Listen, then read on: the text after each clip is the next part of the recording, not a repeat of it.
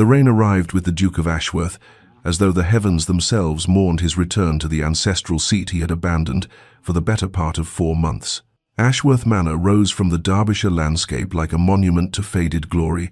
its grey stone walls darker still beneath the weight of autumn's dying breath, its countless windows reflecting nothing but the leaden sky and the skeletal branches of gardens left to wither in deliberate neglect. Adrian Ashworth descended from his carriage with the practiced indifference of a man returning not to a home, but to an obligation, his boots striking the gravel drive with sharp, impatient sounds that scattered the gathering crows from their perches along the western wing. The air tasted of coming winter and regret, though he would not have named the latter, would not have acknowledged that tightness in his chest as anything more than distaste for the damp and the cold. 2 years had passed since his father's debts had shackled him to this place in ways that went beyond mere inheritance. 2 years since he had stood in the chapel and spoken vows to a woman whose name he could barely bring himself to utter, whose face he had scarcely troubled himself to examine on that grey morning when duty demanded he marry the merchant's daughter with her vulgar dowry and her common blood. Eleanor Ashworth, she was called now, though he never used the title, never granted her the dignity of duchess, even in the privacy of his own thoughts. She had been the price of his freedom from his father's gambling debts, the transaction that kept Ashworth Manor from passing into the hands of creditors, and he had paid it with all the grace of a man signing away a piece of his soul. He had left her here, installed her in the East Wing like an artifact too valuable to discard but too shameful to display, and had departed for London within a week of their wedding, returning only when estate business or social obligation demanded his presence. The manor loomed before him now as his butler emerged to greet him, and Adrian felt nothing but the familiar hollowness that had become his constant companion, the sense that he had traded one prison for another and gained nothing but a wife he did not want and could not respect. He moved through the entrance hall with its fading tapestries and portraits of worthier ancestors, barely noticing the servants who bowed and curtsied in his wake, his mind already calculating how soon he might return to London and the life that felt more real than anything these ancient walls contained. It was only as he passed the long gallery that something caught his eye, a movement in the window that overlooked the dying rose garden, a figure in pale blue standing among the thorns and the rain-soaked earth, and for the briefest moment, Adrian Ashworth saw his wife, really saw her, for perhaps the first time since their wedding day, a slender silhouette against the grey autumn sky, and something he could not name stirred in the hollow space behind his ribs before he turned away and continued toward his study, dismissing the vision as he had dismissed everything about Eleanor for 2 long years. Adrian had rehearsed his justifications so many times in the 2 years since his wedding that they had taken on the quality of sacred truth, immutable facts that required no examination and permitted no doubt. Eleanor Pemberton, as she had been before she purchased her way into the Ashworth name with her father's merchant fortune, represented everything his breeding had taught him to disdain: new money earned through trade rather than inherited through generations of noble blood, manners learned from tutors rather than absorbed from birth, a lineage that could be traced back perhaps 2 generations before dissolving into the unremarkable masses of common England. She had been the solution to a problem, nothing more, the key that unlocked the debts his father's weakness had accumulated,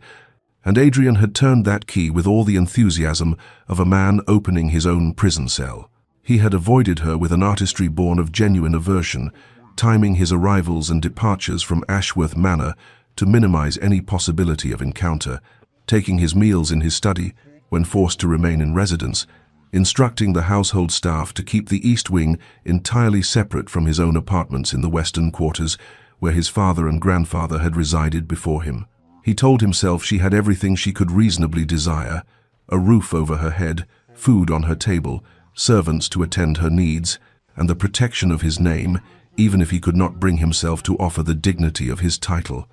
What more could a merchant's daughter expect from a duke who had married her only to save his ancestral home from ruin? He had never presented her to society as his duchess, had attended balls and dinners alone, had allowed his acquaintances to assume his wife remained in the country due to delicate health or personal preference, and when his mother wrote letters inquiring after the Pemberton girl, he responded with terse assurances that she was adequately housed and caused him no trouble. It was on the 3rd day of his current residence at the manor that Adrian encountered Eleanor in the hallway, connecting the main gallery to the library, a chance meeting that neither could avoid without obvious rudeness, and he found himself stopping mid-stride as she did the same, both of them frozen in that awkward ballet of people who share a name but not a life. She curtsied, a small, precise movement that seemed to contain neither resentment nor expectation, and he inclined his head in acknowledgement, his eyes skating across her features without truly seeing them,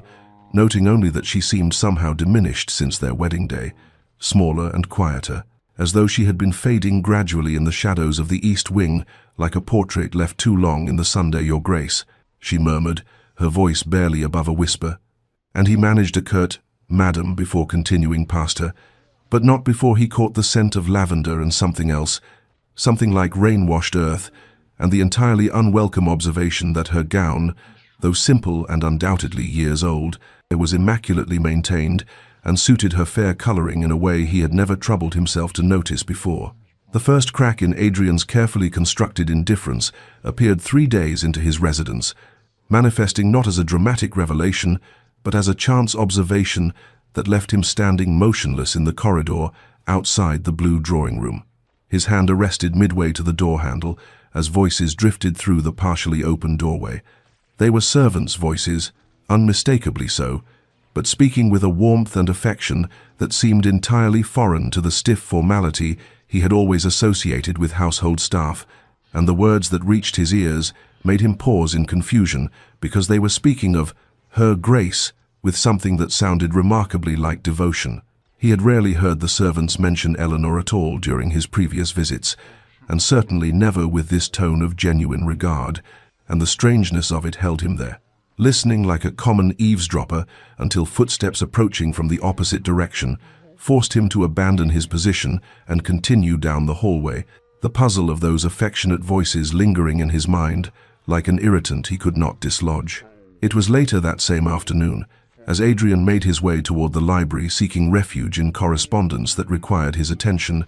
that he witnessed the incident that would fundamentally disturb his assumptions about the woman he had married and abandoned. A young scullery maid came rushing around the corner from the servants' stairs, her face blotched with tears and her apron askew, moving with such heedless speed that she crashed directly into Eleanor, who had been walking in the opposite direction with her characteristic quiet grace. Adrian stopped in the shadows of a doorway, expecting to witness the sort of sharp reprimand that would be entirely appropriate for such carelessness,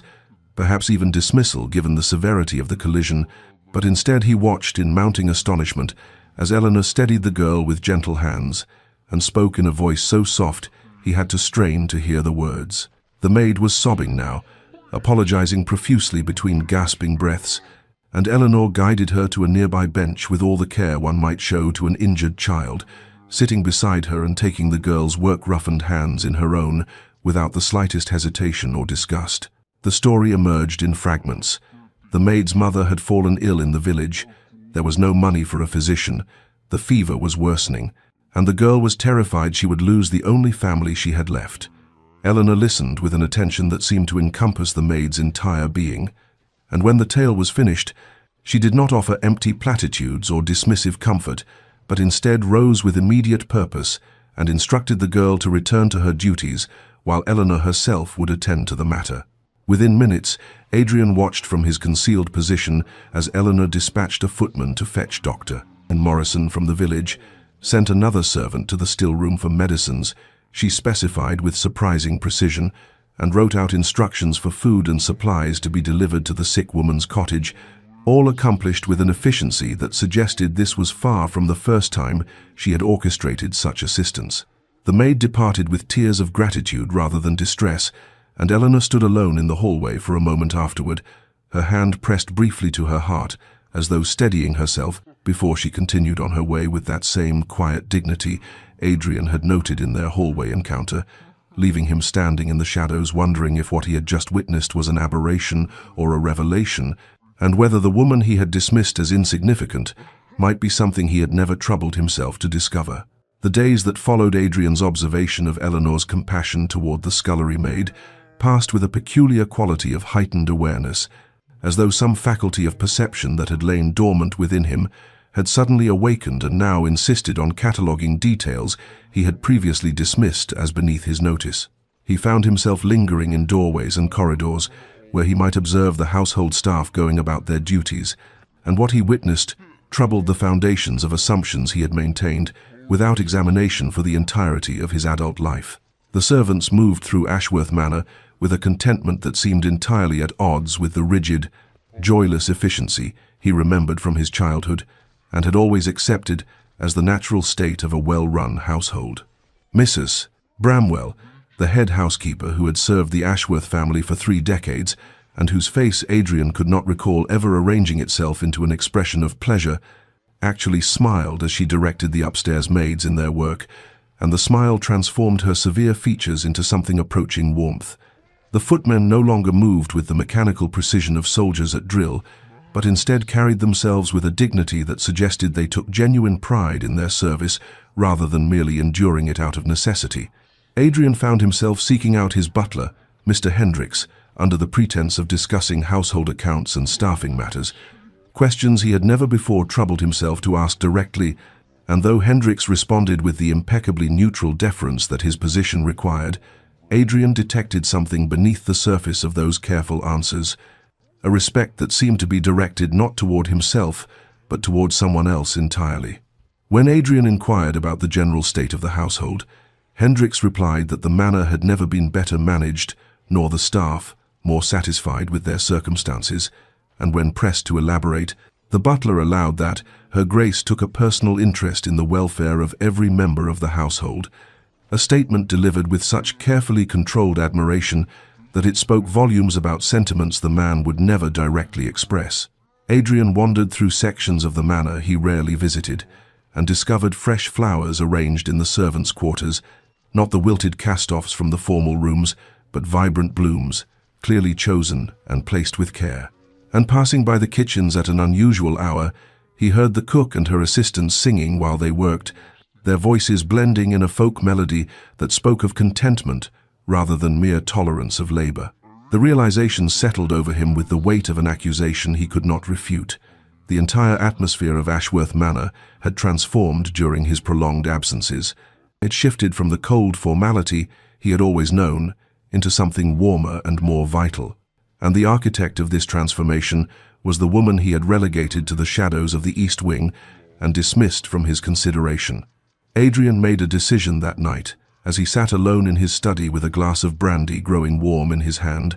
a decision that both intrigued and unsettled him in equal measure. He would remain at the manor rather than fleeing to London, as had been his habit, and he would observe more carefully this stranger, who wore his name and had apparently accomplished what he never could, turning a house into something that resembled a home. Adrian's decision to remain at Ashworth Manor rather than fleeing to the familiar diversions of London society meant that he was present on a Tuesday morning when he happened to pass by one of the unused drawing rooms in the East Wing, a room he had always associated with dusty furniture covered in Holland cloth and windows that admitted only grudging light through their coating of grime, but which now seemed transformed by sounds that drew him inexorably toward the partially open door. The voices of children reached his ears first, high and bright with excitement, and then Eleanor's voice responding to them with a patience that seemed infinite as she guided them through what appeared to be a lesson in reading. Adrian positioned himself where he could observe through the gap in the doorway without being seen, and what he witnessed made him feel as though he were watching a scene from some other household entirely, some place where warmth and kindness were the natural order rather than the exception. Eleanor sat in a circle with perhaps 8 or 9 children, ranging in age from perhaps 5 to 12, all of them dressed in the simple clothing of servants' families, and she held a book open in her lap while the children took turns reading passages aloud with varying degrees of proficiency. Her patience with their struggles was remarkable. The way she would gently correct pronunciation without ever making a child feel ashamed of their mistakes. The way she praised each small success with genuine delight that made the children's faces glow with pride. When one small boy stumbled over a particularly difficult word and looked ready to cry from frustration, Eleanor set the book aside and told them all a story instead. Something about a clever fox and a vain peacock that had the children laughing with such uninhibited joy that Adrian felt something shift uncomfortably in his chest. The smallest girl, who could not have been more than 6 years old, climbed into Eleanor's lap with the unself-conscious trust of a child who has never known rejection, and Eleanor wrapped her arms around the child and continued the story while stroking the girl's hair with absent tenderness. When the tale concluded and the children clamored for another, one of the older boys declared with the absolute conviction of childhood that "the Duchess is the kindest lady in all of England," and the others immediately agreed with enthusiastic certainty, and Adrian watched his wife's face soften with an emotion he could not name, but which made her seem suddenly, devastatingly beautiful. This did not match his perception of her at all. This woman who commanded children's love and created beauty from neglected spaces, and Adrian found himself assailed by a memory he had successfully suppressed for 2 years, their wedding day, when he had stood beside her before the altar and never once looked at her face, never asked what she wanted or feared or hoped for, treating her as nothing more than a transaction that settled his father's debts and secured the Ashworth estates. The guilt that stirred in him then was small but insistent, like the first crack in a dam that presages the flood to come. The conversation with Mr. Whitmore, the estate steward, occurred 3 days after Adrian had witnessed Eleanor teaching the servants' children, and it began as a routine review of household expenditures, but transformed into something that shook the very foundations of Adrian's understanding of the woman who bore his name. Whitmore spread the account ledgers across the desk in Adrian's study with the meticulous care of a man who took pride in accurate record-keeping, and as they reviewed the various entries, Adrian noticed an unusual pattern in the allocations that seemed to have begun approximately 18 months prior, shortly after he had departed for an extended stay in London following one of his rare, uncomfortable visits home. When he inquired about the significant expenses labeled simply as household improvements, Whitmore's weathered face arranged itself into an expression of barely concealed admiration as he explained that Her Grace had undertaken a comprehensive program to improve the living and working conditions of the manor's staff, all funded entirely from her own dowry settlement, rather than the estate accounts. The specifics that Whitmore enumerated struck Adrian with the force of accusations he could not refute. New uniforms for all the servants, properly fitted and made of quality fabric, rather than the threadbare cast-offs that had been standard. Substantial improvements to the staff quarters, including proper heating and repairs that had been neglected for years. Enhanced provisions for the kitchens so that the servants ate as well as their masters. Arrangements with physicians in the village to provide medical care for the household staff and their families without charge. The establishment of a lending library stocked with books, carefully selected to suit various reading levels and interests, and perhaps most remarkably, the creation of an emergency fund that servants could access without shame when illness or misfortune struck their families, all administered with such discretion that the recipients need never feel they were accepting charity. Adrian sat in stunned silence as Whitmore continued, noting that Her Grace had never once requested funds for personal expenditure during the entire period of her residence at Ashworth Manor, had never asked for new gowns beyond the minimum required for propriety, had expressed no interest in jewels or carriages or any of the luxuries that women of her position typically demanded as their due, and had instead directed every penny of her personal income toward the welfare of others. The steward's voice carried a quiet reproach as he observed that the Duchess possessed a remarkable facility for accounts and estate management, far superior to what one might expect from her background,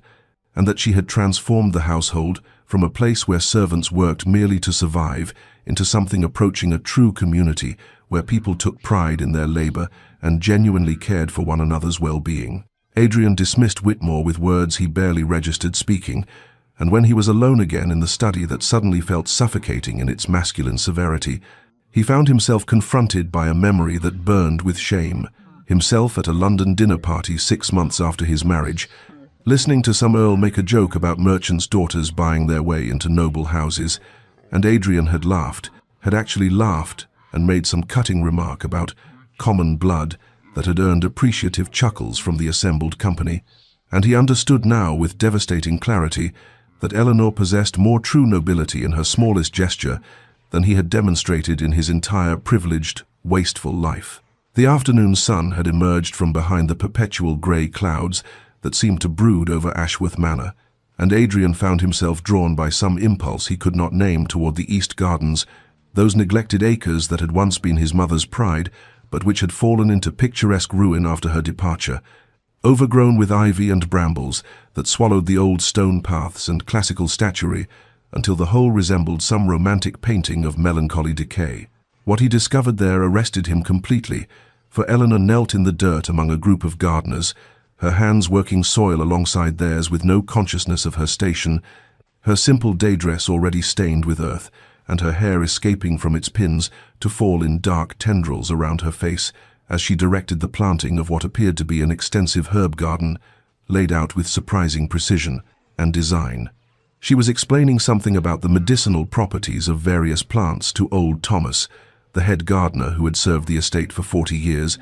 and Adrian was astonished to hear the depth of her knowledge as she discussed the cultivation of feverfew for headaches,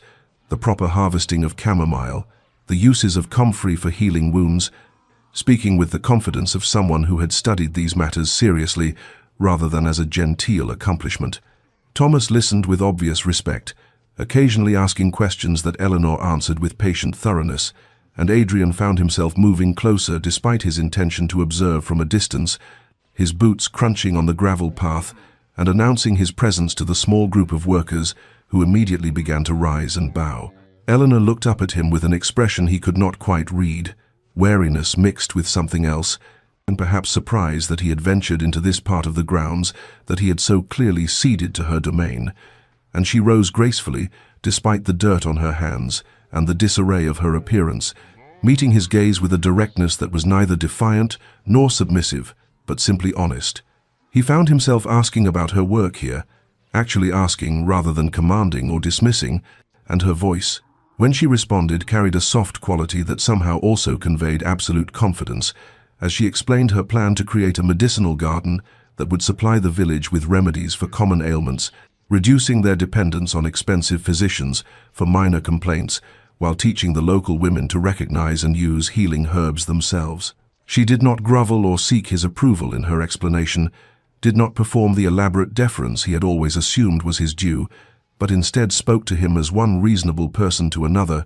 describing her careful research into which plants would thrive in their soil and climate, her correspondence with an apothecary in London who had advised her on cultivation techniques, her vision for sharing this knowledge with those who needed it most. Adrian realized with a jolt of recognition that in 2 years of marriage he had never actually spoken to her, had only ever spoken at her during their few necessary interactions,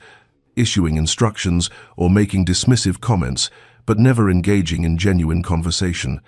never asking her thoughts or listening to her words as though they mattered. Standing there in the garden with the afternoon light, catching the auburn highlights in her hair and illuminating the intelligence in her eyes,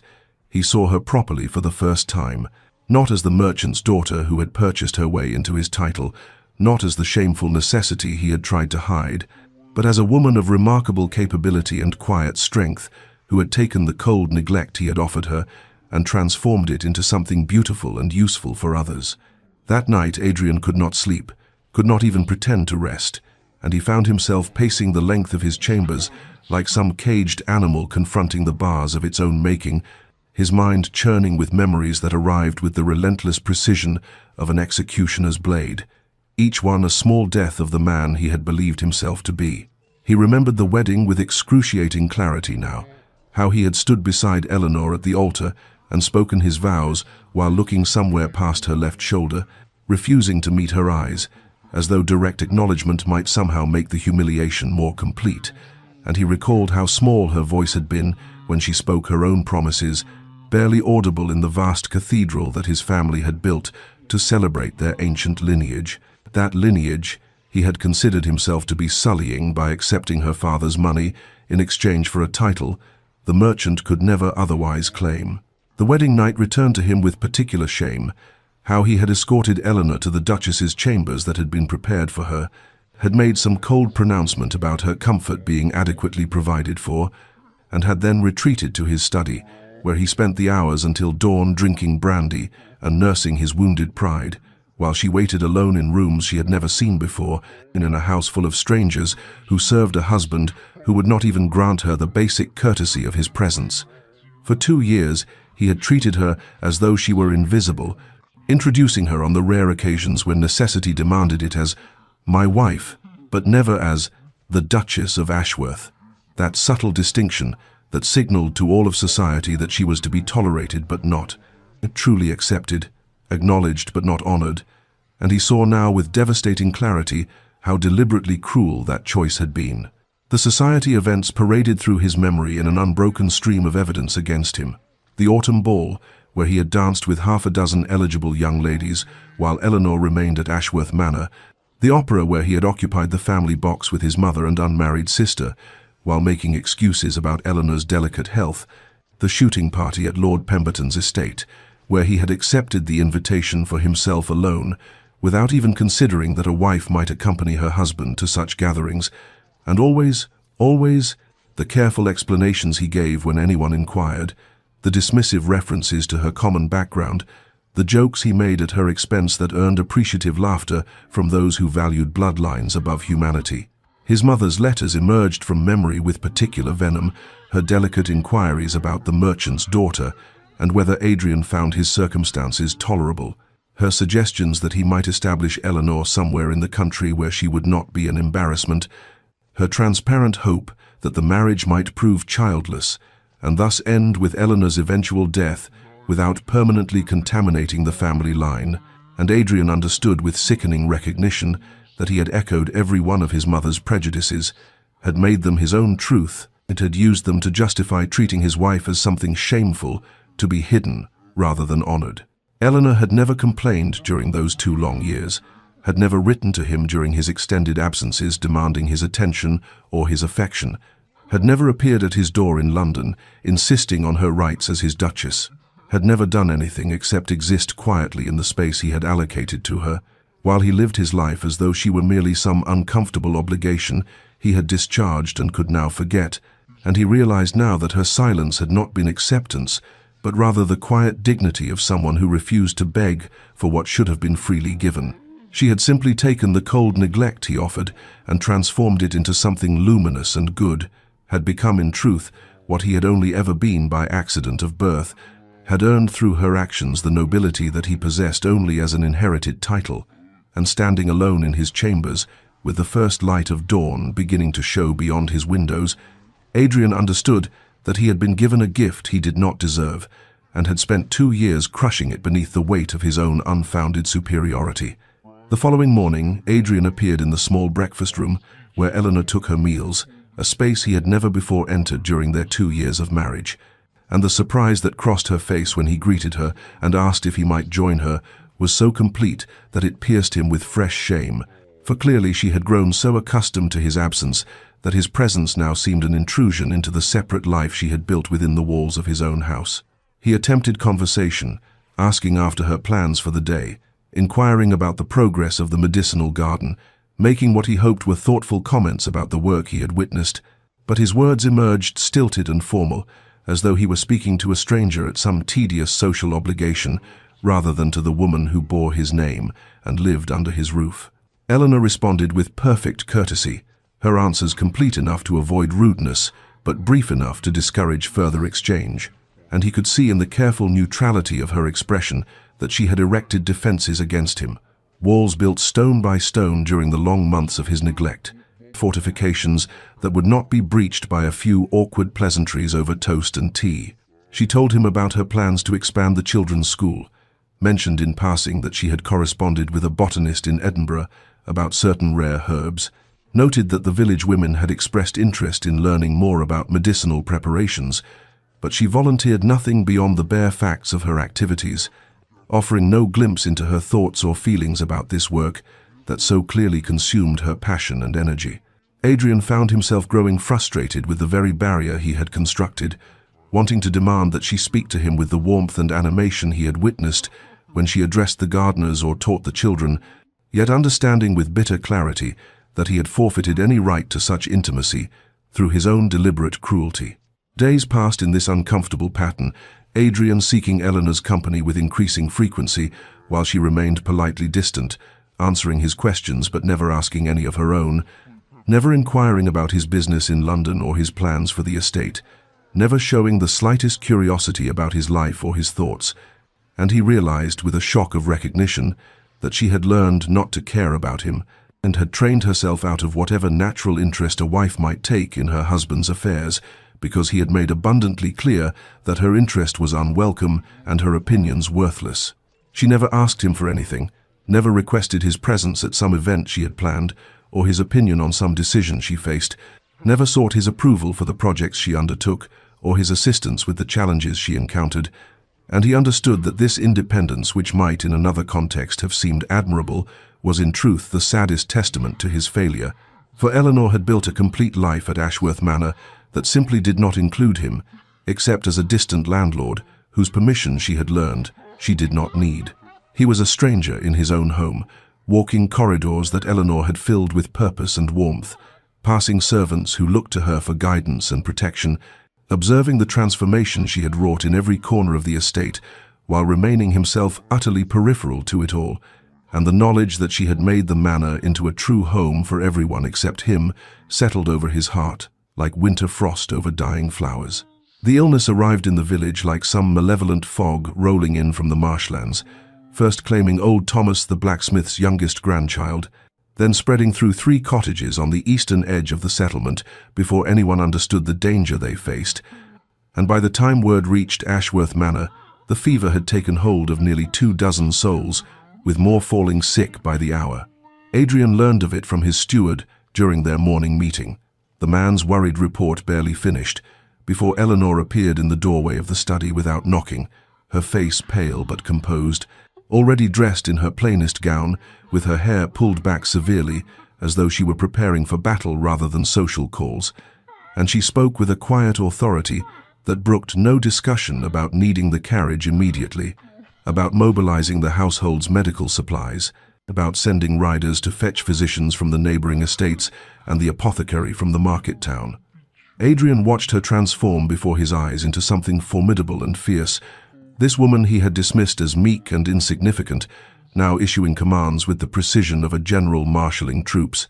and within the hour she had organized a small army of servants, loading wagons with blankets and medicines and food, had dispatched messengers in 4 directions with requests for assistance, had converted the largest wagon into a mobile sick room, stocked with everything she deemed necessary for treating the afflicted. It was only when she climbed into the driver's seat of that wagon herself, taking up the reins with hands that showed she knew well how to manage a team, that Adrian found his voice and his authority, stepping forward to forbid her in tones that had made hardened soldiers quail during his brief military service, telling her that she would absolutely not expose herself to such danger, that he would send servants to provide whatever care was needed, but she would remain safely at the manor. Eleanor looked down at him from her perch on the wagon seat, and in her eyes he saw something he had never witnessed there before, a core of absolute steel beneath the gentleness, a strength that made his commands seem like the petulant demands of a child trying to assert control he had long since forfeited. And when she spoke, her voice was soft as always, but carried the weight of irrefutable truth. "These people are my responsibility, Your Grace, mine in ways you have never understood or acknowledged, and I am Duchess of Ashworth whether you have chosen to recognize it or not." The words struck him like physical blows, each one a reminder of his failure, and before he could formulate a response, she had set the horses in motion, the wagon rolling down the drive, while he stood watching in impotent fury that was really fear, terrible consuming fear that he might lose her to this illness before he had any chance to make amends for the years he had wasted. And without conscious decision, he found himself calling for his own horse, following the dust cloud of her wagon toward the village, while his mind conjured every nightmare scenario of Eleanor lying fever-sick and dying while he stood helpless beside her, understanding at last with devastating clarity that somewhere in these past weeks of awkward conversation and careful observation, he had begun to care whether she lived or died, had begun to see her not as an obligation or an embarrassment, but as someone precious and irreplaceable, and the possibility of losing her now filled him with a panic he had never known even in battle. The sick house that had been hastily established in the village assembly hall smelled of fever and fear, and the sharp medicinal herbs Eleanor had brought in her wagon, and Adrian found himself following her through that dim space, as though she were a general and he merely a foot soldier awaiting orders, watching as she moved from pallet to pallet with a calm efficiency that revealed both extensive knowledge and genuine compassion for the suffering souls who reached for her hands with desperate gratitude. She did not flinch from the hardest tasks, the most unpleasant necessities of caring for the desperately ill, bathing fevered bodies and cleaning soiled linens and holding basins for those too weak to manage alone, and Adrian found himself doing the same under her quiet direction, his own hands performing services he would once have considered beneath his dignity, while Eleanor showed him through her actions that true nobility lay not in rank, but in willingness to serve those who had no power to repay the kindness. The villagers called for her constantly, their voices weak but filled with something approaching worship, and he heard an old woman whose gnarled hands clutched Eleanor's sleeve whisper, "Our angel," with such fervent belief that he understood these people had long ago given Eleanor the honor and respect he had withheld, and recognized in her what his prejudice had blinded him to seeing. Hours blurred together in that makeshift hospital, marked only by the rhythm of Eleanor's instructions as she taught him to prepare her herbal remedies, to recognize the signs of crisis in a fever patient, to offer water in small, careful sips to those too weak to drink on their own. And in the strange intimacy of shared purpose, Adrian discovered a connection to his wife he had never imagined possible, their hands working in concert to ease suffering and preserve life. There came a moment when they both reached for the same bottle of medicine, their fingers touching in the dim lamplight, and both froze in sudden awareness of each other, not as duke and merchant's daughter, not as disappointed husband and neglected wife, but simply as two people laboring together toward a common good. And in Eleanor's eyes, he saw a flicker of something softer than the steel that had commanded him to stay away, perhaps a tentative recognition that he was trying to be better than he had been. The barrier between them seemed to thin in that endless night of tending the sick, each small collaboration building upon the last, until they moved together with an almost practiced ease, Adrian anticipating what Eleanor would need before she asked, Eleanor trusting him with tasks that required both skill and compassion. And when dawn finally broke over the village and Eleanor declared that the worst of the crisis had passed, that no more had died during the night, and several showed signs of recovering, they rode back to the manor together in exhausted silence that felt less like estrangement and more like the comfortable quiet of soldiers who had survived battle side by side, both too weary for words, but bound together by what they had shared in ways that awkward breakfast conversations could never have achieved. They sat in the drawing room as the first pale light of dawn crept through the windows, neither having changed from their soiled clothes or washed the stains of the sick house from their hands,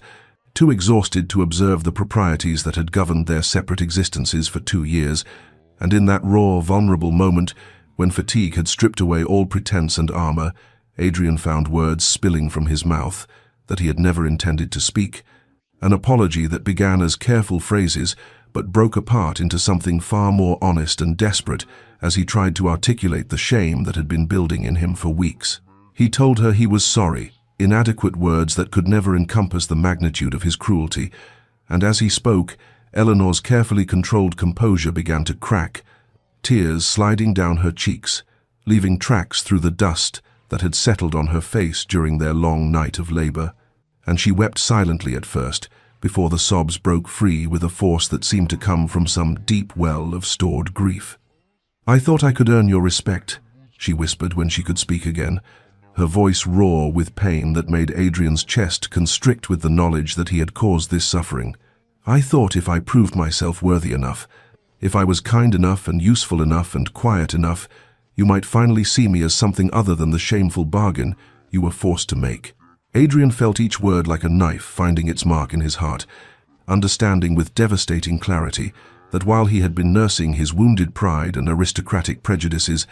Eleanor had been fighting a lonely battle to prove her value to a man who had never given her the slightest reason to hope for acceptance, and his attempts to explain his behavior sounded hollow even to his own ears, excuses about duty and expectations and the weight of his family's judgment that could never justify the casual cruelty with which he had treated her. Eleanor's dignity remained even in her hurt,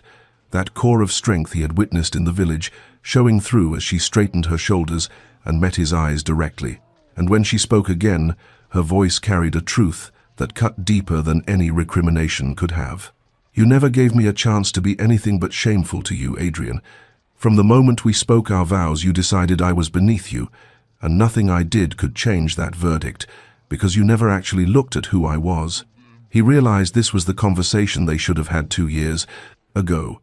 The honest reckoning between two people bound together by circumstance, but kept apart by pride and prejudice, and he found himself telling her things he had never admitted, even to himself, confessing how his father's debts had felt like a personal failure, how marrying a merchant's daughter had seemed like the final proof of the Ashworth family's decline, how he had blamed her for the position he found himself in when the fault was entirely his own and his father's before him. Eleanor listened with tears still flowing but her gaze steady,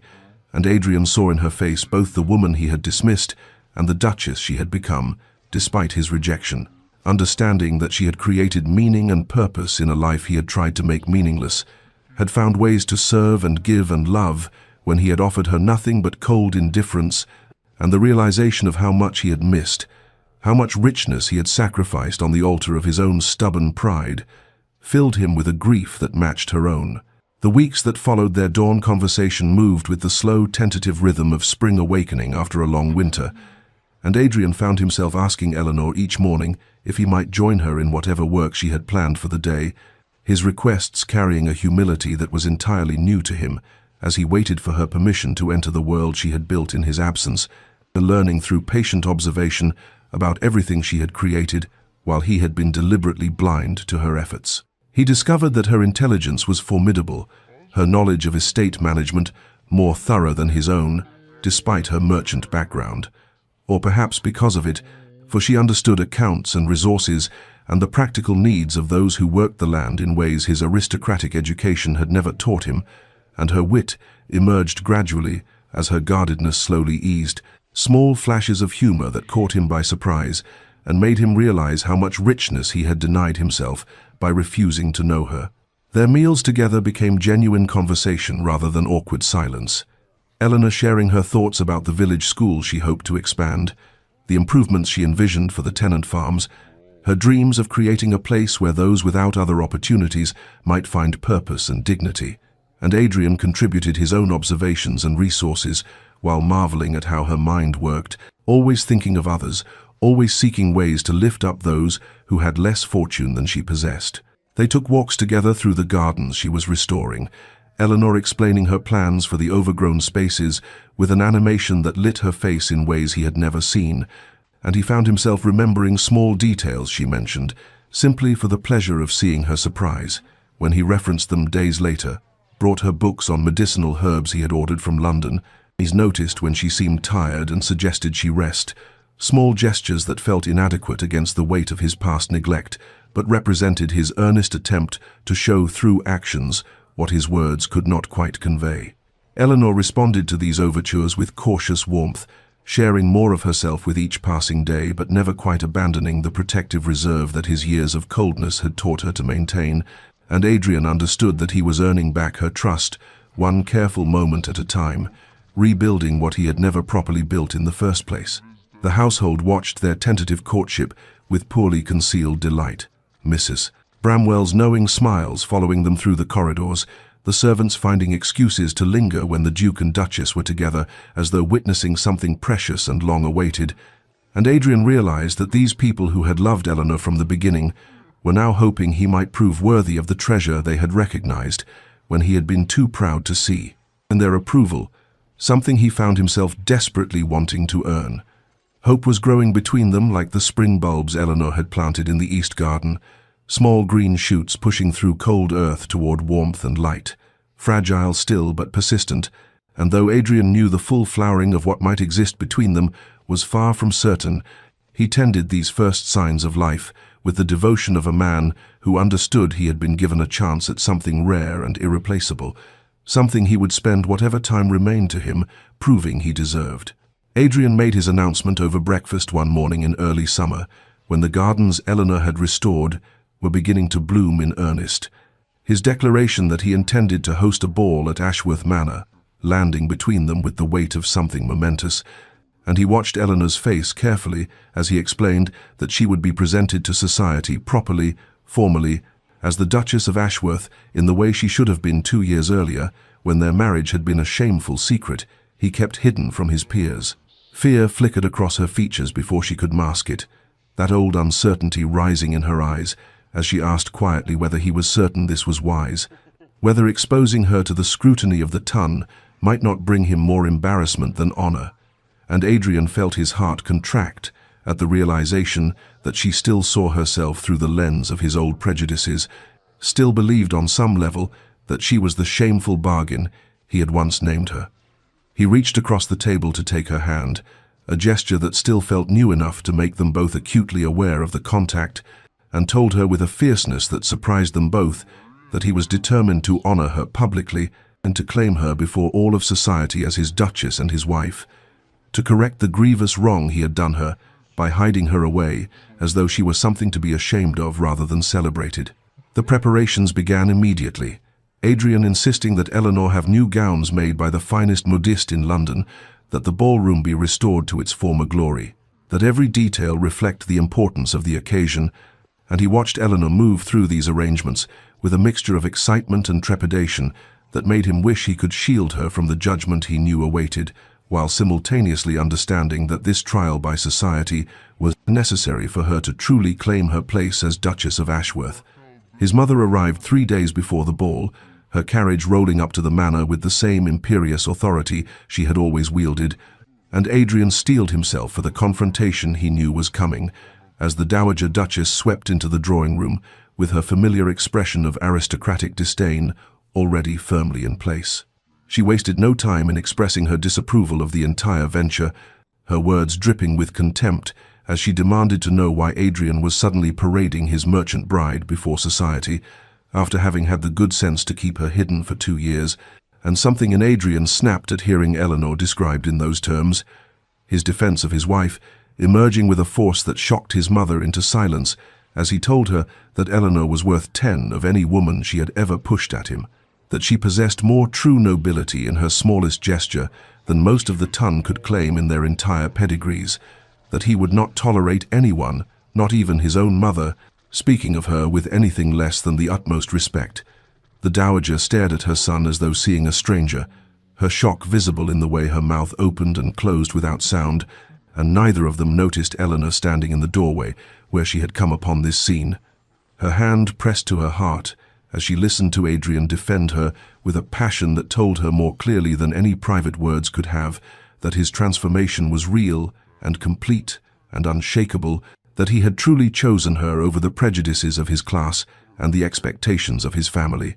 And in that moment, something in her that had remained guarded and uncertain finally began to believe that the hope growing between them might actually be allowed to bloom. Eleanor descended the grand staircase on the evening of the ball like something from a dream Adrian had never dared to have, her gown of emerald silk catching the candlelight and transforming her into a vision that stole the breath from his lungs as he stood at the bottom of the stairs, waiting for her. And he realized with a shock of recognition that he had never truly seen his wife before this moment,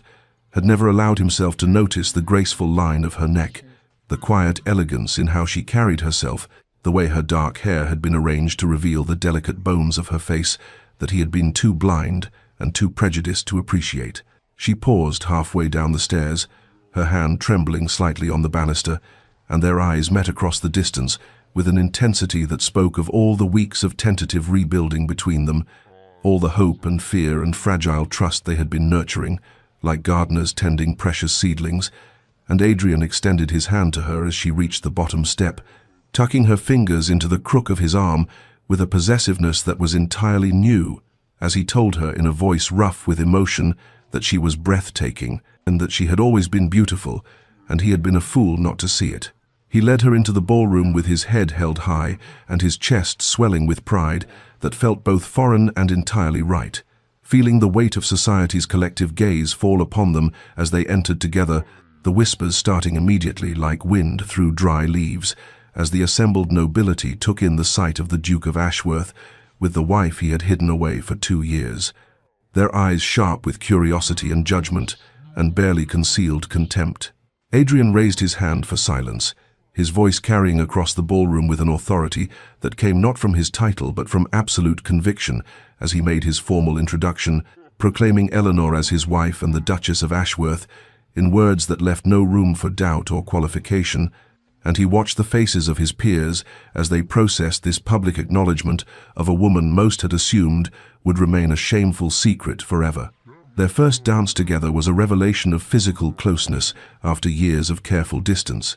Adrian's hand at Eleanor's waist, feeling the warmth of her through the silk as they moved through the waltz, their bodies finding a rhythm together that seemed to echo the tentative harmony they had been building in their daily lives, and he leaned close to whisper compliments that made color rise in her cheeks and told her that every man in the room envied him, that she moved with more grace than any woman he had ever partnered. Eleanor's responses were shy but genuine, her earlier fear giving way to something that looked almost like happiness as she allowed herself to believe in this moment, in his public claim of her, in the possibility that she might truly belong in this world that had seemed determined to reject her. And Adrian felt his heart clench with tenderness at her courage in facing this trial for his sake. The evening progressed with its share of thinly veiled contempt from certain quarters, Lord Pemberton making a comment about merchants' daughters playing at nobility that carried clearly across the refreshment table, and Adrian's response was immediate and devastating, his public rebuke delivered in a tone of ice, as he informed Pemberton that his wife possessed more true nobility in her smallest finger than Pemberton had in his entire overfed body, that anyone who could not show her the respect she deserved would no longer be welcome at Ashworth Manor or considered a friend of his. The silence that followed his words was absolute and electric, society watching with bated breath as the Duke of Ashworth chose his merchant bride over the approval of his class, and Eleanor felt tears prick her eyes at this public demonstration of his loyalty, even as she maintained her composure with the quiet dignity that had always been hers. Some guests began to thaw as the evening continued, drawn despite themselves by Eleanor's genuine warmth and the obvious transformation in Adrian, and he watched with satisfaction as his wife's grace and intelligence slowly won over those with eyes clear enough to see past prejudice to the remarkable woman he had been blessed to marry. Above in the servants' gallery, Mrs. Bramwell and the household staff watched their Duchess shine with tears of pride streaming down their faces, their joy at seeing her finally honored in the way she deserved more precious to Adrian than any approval from the ton, and he looked up once during the evening to catch Mrs. Bramwell's eye, receiving a nod of acknowledgement that told him he had finally begun to earn the respect of those who had loved Eleanor when he had been too proud to see her worth. At this moment of public declaration, healing something in both Eleanor and himself that had been broken by years of shame and hiding, transforming their marriage from secret burden into celebrated partnership before all the world. The last guests departed near midnight, but Eleanor found herself too restless to retire despite the exhaustion that weighted her limbs and the evening's intensity, leaving her nerves humming with an energy that would not permit sleep, and she slipped out through the terrace doors into the garden, where roses bloomed silver in the moonlight, and the air hung heavy with their perfume and the promise of summer storms. She had not expected to find Adrian there among the climbing vines, his coat discarded and his cravat loosened in a way that made him look younger and more uncertain than the commanding Duke, who had defended her so fiercely before all of society, and they both froze when their eyes met across the garden path. This chance meeting in the darkness, feeling somehow more significant than all the careful conversations they had shared in daylight. Adrian spoke first, his voice rough as he confessed that he could not sleep, that the evening had unsettled something in him that he needed to name before another day passed in half-truths and careful politeness. And Eleanor felt her heart begin to race as he crossed the distance between them, with steps that spoke of determination hard won. He told her then, standing among the roses she had planted with her own hands, that he was falling in love with his own wife, that he had been falling for weeks now without fully admitting it to himself, that watching her tonight had made him realize he wanted not just her forgiveness, but her heart, her trust, and her love, if she could ever bring herself to give it to a man who had squandered 2 years of the gift he had been given. Eleanor's guarded heart trembled at the edges, wanting desperately to believe but terrified of the pain that would come if he changed his mind again, if this transformation proved temporary or conditional, and she asked him in a voice that shook with vulnerability how she could trust this, how she could believe he would not wake one morning and regret her all over again, and regret the merchant's daughter who had bought her way into his life. Adrian's response was a vow delivered with such fierce conviction that it bypassed her rational defenses and struck directly at the hope she had been trying so hard not to nurture, his promise that he would spend every day of his remaining life proving himself worthy of her, that he would never again make her doubt her place at his side, that he had been given a grace he did not deserve, and he would not waste it. The kiss, when it came, was tentative and tender and transformative. Years of distance and hurt and loneliness bridged in the press of his lips against hers, in the way his hands framed her face as though she were something precious and breakable. In the salt taste of tears on both their faces, as they stood in the garden at midnight and allowed themselves finally to heal, the walls between them crumbling like ancient fortifications no longer needed, because the war was over, and they stood on the same side at last. Two people who had been strangers choosing to become partners, choosing vulnerability over safety, choosing love over pride, and the roses bloomed around them in silent witness to this quiet revolution of the heart. The months that followed their midnight confession in the rose garden brought a transformation to Ashworth Manor that seemed to touch every stone and beam with light. As Adrian and Eleanor built their partnership not on the unstable ground of duty or obligation, but on the solid foundation of genuine affection and shared purpose,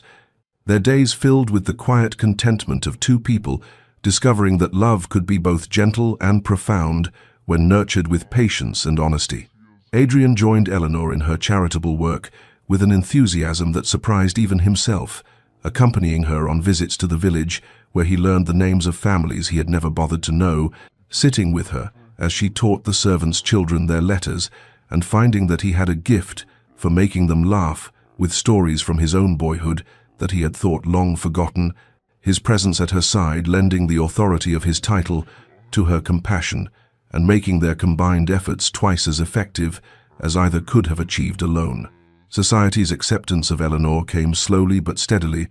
aided by Adrian's unwavering advocacy and the undeniable evidence that the Duchess of Ashworth possessed both grace and intelligence that transcended questions of birth, and gradually invitations began to arrive addressed to both of them. Dinner parties where Eleanor's thoughtful conversation and genuine interest in others won over even the most skeptical of the ton's matrons, and musicals where Adrian's obvious pride in his wife made other husbands examine their own marriages and find them wanting by comparison. Their growing intimacy unfolded in layers both emotional and physical, late-night conversations in the library, revealing dreams and fears they had kept hidden even from themselves, Adrian learning that Eleanor had always loved astronomy and arranging for a telescope to be installed in the East Tower, Eleanor discovering that her husband wrote poetry he had never shown anyone, and carefully copying his best verses into a leather-bound journal she gave him for his birthday, their bodies finding each other with increasing confidence in stolen kisses and lingering touches that promised more than they had yet dared to claim fully. The manor itself seemed to respond to their happiness, laughter echoing through halls that had known only cold formality during Adrian's father's time, the drawing room becoming a place of warmth where they sat together in the evenings reading aloud or simply talking while the fire crackled and rain pattered against the windows, the breakfast room transformed from a place of awkward silence into a sanctuary where they shared their plans for the day over tea and toast and the comfortable quiet of two people who no longer needed words to communicate their contentment. The servants watched this transformation with a joy that manifested in 1,000 small ways. Mrs. Bramwell humming as she went about her duties, Mr. Hendricks permitting himself actual smiles when he observed his master and mistress walking together in the garden, the kitchen staff competing to create Eleanor's favorite dishes, and noting with satisfaction how Adrian now noticed and thanked them personally for their efforts, and the entire household basking in the reflected glow of a marriage that had been rescued from the brink of permanent estrangement and remade into something that gave them all hope, that broken things could be mended if only people had the courage to try. Adrian found himself learning from Eleanor's compassion in ways that humbled and changed him, her patient explanations of why certain reforms mattered, teaching him to see the humanity in people he had previously dismissed as mere servants or tenants. Her gentle corrections when his old prejudices surfaced, making him examine beliefs he had absorbed without question from his upbringing, and discard those that could not withstand the light of her wisdom, and he marveled that he had been given the extraordinary gift of a wife who made him want to become a better man, not through criticism, but through the simple example of her own goodness. Eleanor, in turn, gained confidence from Adrian's steady love and public support, her natural warmth and intelligence flowering now that she no longer had to guard every word and gesture against potential rejection, and she began to allow herself to believe that the transformation she witnessed in him was real and permanent, that she could trust in this new foundation. They were building together brick by brick through accumulated moments of tenderness and shared purpose. The manor that had been her prison becoming at last the sanctuary she had always dreamed it might be, filled with laughter and love, and the promise of a future neither of them had dared to imagine when they had stood as strangers at an altar 2 years before. The autumn afternoon brought unexpected visitors to Ashworth Manor in the form of 3 men from Adrian's past,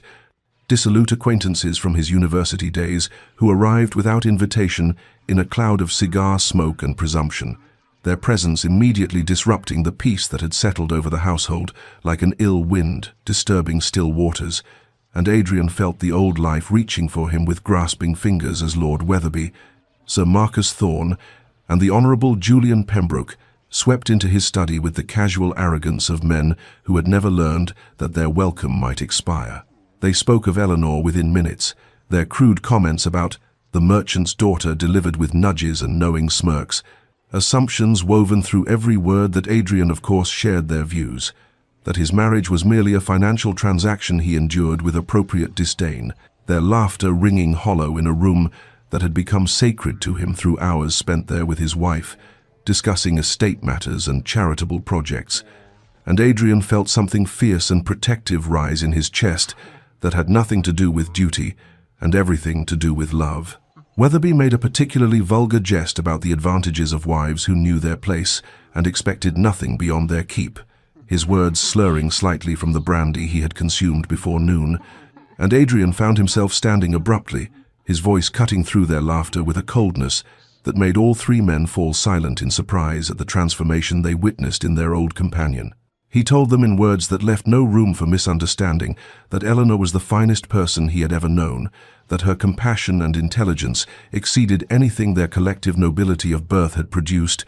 that he would not tolerate her name, spoken with anything less than the utmost respect under his roof or anywhere else, their paths might cross. His rejection of their assumptions absolute and unequivocal, and the stunned silence that followed his declaration, stretched taut as a bowstring, before Thorne recovered enough to laugh uncertainly and suggest that marriage had made Adrian soft. What Adrian did not know was that Eleanor had returned early from the village and now stood in the hallway outside the study door,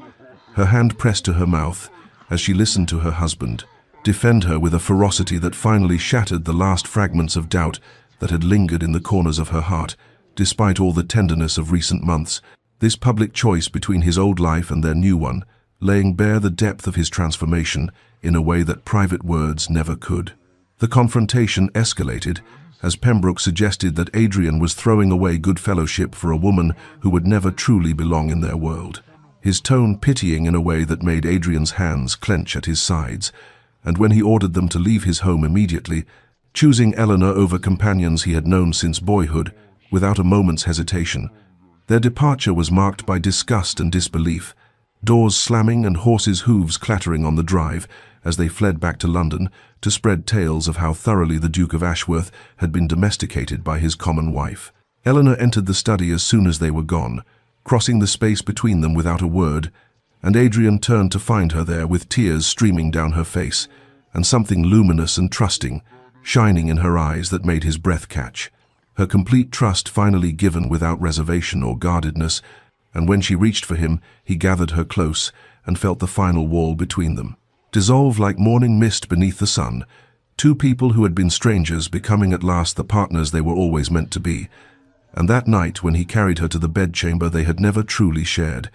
their marriage was consummated, not in duty or obligation, but in love, freely given and gratefully received, the physical union sealing an emotional bond that had been forged through patience and courage and the willingness to become better than they had been. And Eleanor fell asleep in her husband's arms, knowing with absolute certainty that she was cherished, valued, loved beyond measure. The merchant's daughter, who had become a duchess, finding that she had gained something far more precious than a title she had gained, a true partner who would stand beside her against the world's judgment and choose her every time, without hesitation or regret. 2 years passed like pages turning in a beloved book, and spring arrived at Ashworth Manor with a gentleness that seemed to bless every blossom and blade of grass, the estate flourishing under Eleanor and Adrian's joint stewardship in ways that transformed not only the physical property, but the very souls of all who lived and worked there. The village thriving with new cottages built to replace crumbling hovels, a proper school established where the children learned trades alongside their letters, and a lending system that allowed families to improve their circumstances without the crushing weight of usurious debt that had plagued them for generations. Eleanor moved through the manor's sun-filled rooms with the serene grace of a woman utterly secure in her place and purpose, her condition evident now in the gentle swell of her body that carried their first child, a daughter they would name Catherine after Eleanor's mother, and Adrian watched his wife with a wonder that had not diminished but rather deepened with time, marveling that he had been granted the extraordinary privilege of sharing his life with someone whose goodness made him want to be worthy of her every single day. Society had come around gradually but thoroughly to respecting the Duchess of Ashworth, her intelligence and genuine compassion winning over even the most entrenched skeptics, and invitations now arrived regularly, requesting their presence or their patronage, other noble families quietly approaching Adrian to ask how he and Eleanor had managed to reform their estate's practices without sacrificing profits, discovering to their surprise that treating people with dignity and fairness actually improved productivity and loyalty in ways that cruelty and neglect never could. The manor itself had been transformed from the cold mausoleum of Adrian's childhood into a true home filled with light and laughter. Every room touched by Eleanor's warmth and Adrian's growing capacity for joy, the servants no longer merely content but genuinely prosperous and loyal, their children educated and healthy, their families secure in the knowledge that the Duke and Duchess cared for their welfare as much as for the estate's bottom line, and this transformation radiated outward like ripples on a pond, touching neighboring properties and inspiring change in unexpected places. On a particularly beautiful April afternoon, Eleanor and Adrian hosted a garden party for the servants and their families, the grounds alive with children's laughter and the quiet satisfaction of adults who knew themselves valued. And Adrian stood watching his wife move among the guests with a grace that needed no title to make it noble, her hand resting unconsciously on her rounded belly as she listened with genuine interest to old Mrs. Hendricks describe her grandson's progress in the village school, and he felt gratitude wash over him so powerfully that his eyes burned with unshed tears at the recognition of how close he had come to destroying the best thing that had ever happened to him through his own pride and prejudice. Eleanor found him standing alone beneath the ancient oak tree and came to slip her hand into his, their fingers intertwining with the easy intimacy of two people who had learned each other's hearts through patience and dedication. And when he whispered that she had saved him from becoming the worst version of himself, she turned to meet his eyes and replied with the simple truth that had become the foundation of their partnership,